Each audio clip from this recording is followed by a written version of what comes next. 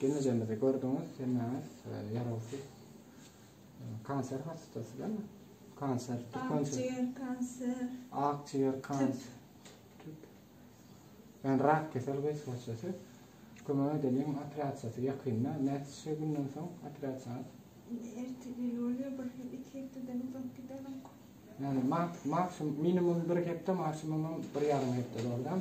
Neçe çıktı için boluyor şu operasyonlar? 20 bin dedi. 20 bin TL. Yani arkadaşlardan ne ama işte çek olsanız özünüz. Bilmiyorum efendim.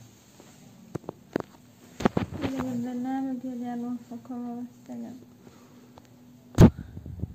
Ne bileyim. Ancak çağcığım var şolarım abi. Evet, dur. Arkadaşlar başlarsanız video çekip bilemem. Düşünüyorsanız kızartacağız. Yardım edelim. Başka bir hafta.